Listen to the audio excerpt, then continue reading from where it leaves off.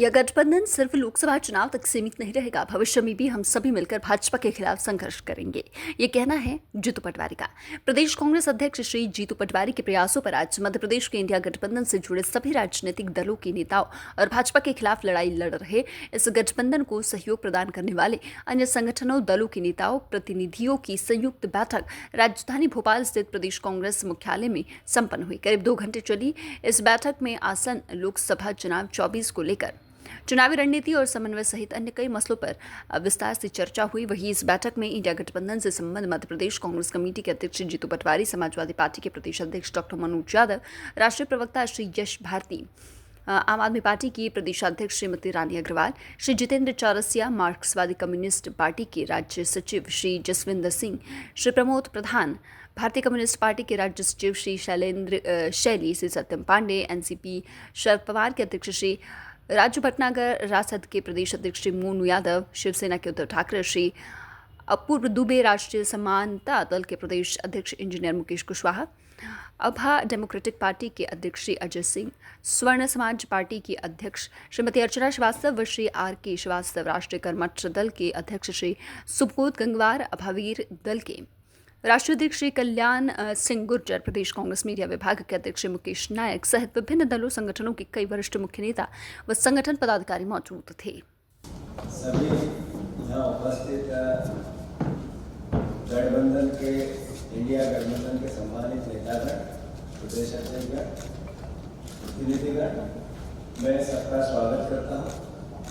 सर्वविदित है कि जिस तरीके से नेशनल स्तर पर, राष्ट्रीय स्तर पर इंडिया गठबंधन का आकार बना और उसका उद्देश्य सिर्फ देश के लोकतंत्र को बचाने के साथ साथ आम आदमी के अधिकार, मौलिक अधिकार, राजनीतिक अधिकार, आर्थिक अधिकार, सामाजिक अधिकार, इनकी रक्षा करना है।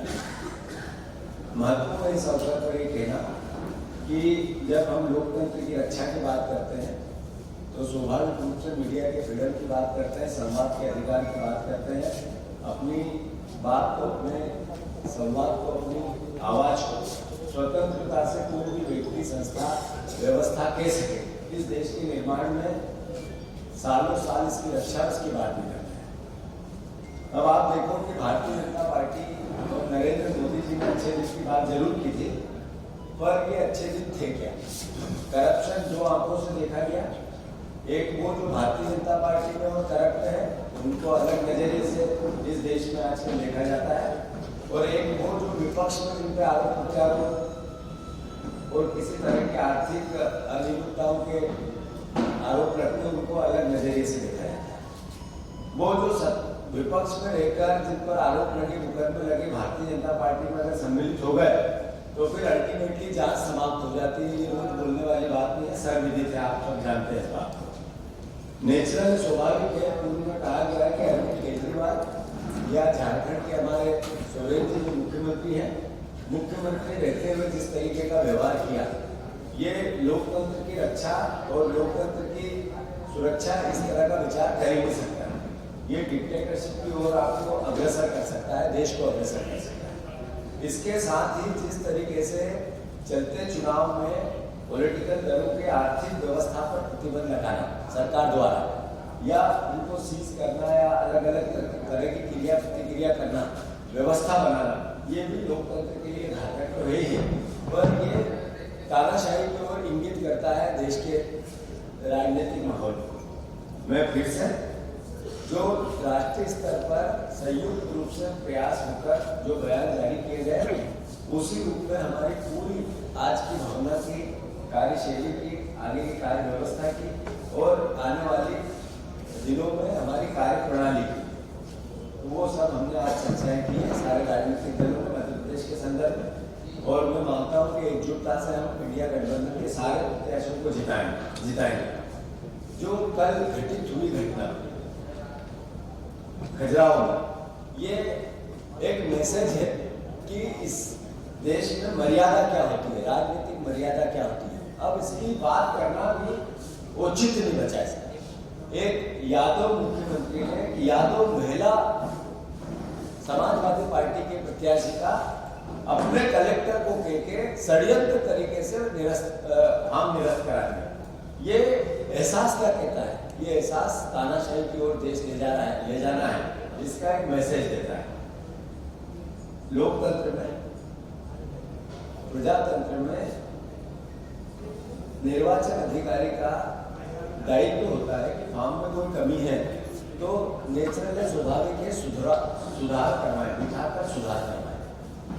एक फोटोकॉपी है जिसमें सार्वजनिक की साइन है, पर कलेक्टर का ये बोलना कि एक फॉर्म पे सिग्नेचर नहीं है, ये कहना अपने आप में इस बात का द्योतक है कि जो फोटोकॉपी में साइन है और आप में नहीं है, वो फॉर्म हमें दे दो, दिखा दो, मीडिया को बता दो।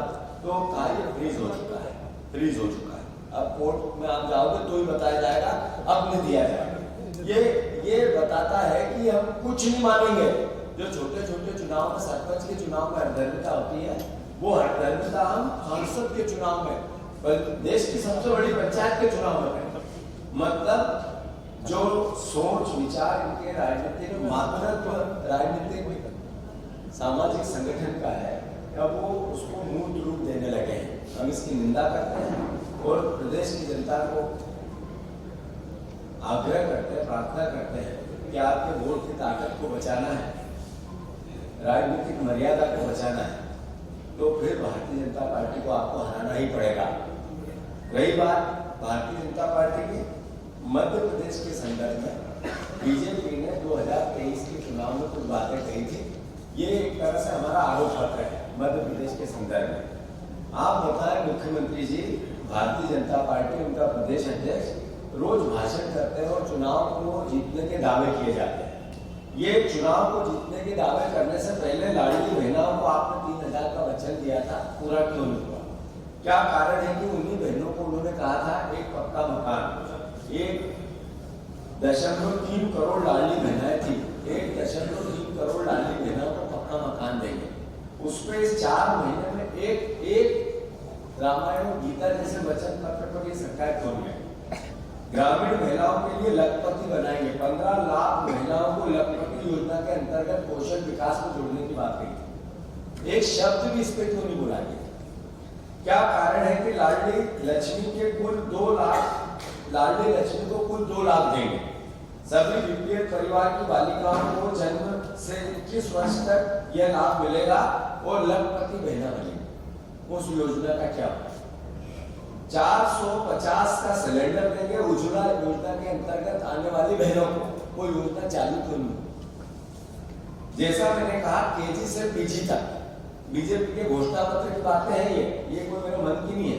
केजी से पीजी तक अब महिलाओं को मुफ्त शिक्षा मिलेगी, उस पर सरकार एक कदम भी आगे क्यों नहीं बढ़ी? जैसे किसानों को भाजपा ने कहा था कि हम 2700 रुपए गेहूं का दाम देंगे, 3100 धान का दाम देंगे और 12,000 रुपए वित्तीय सहायता मध्य प्रदेश की अब सरकार है। देश की सरकार तो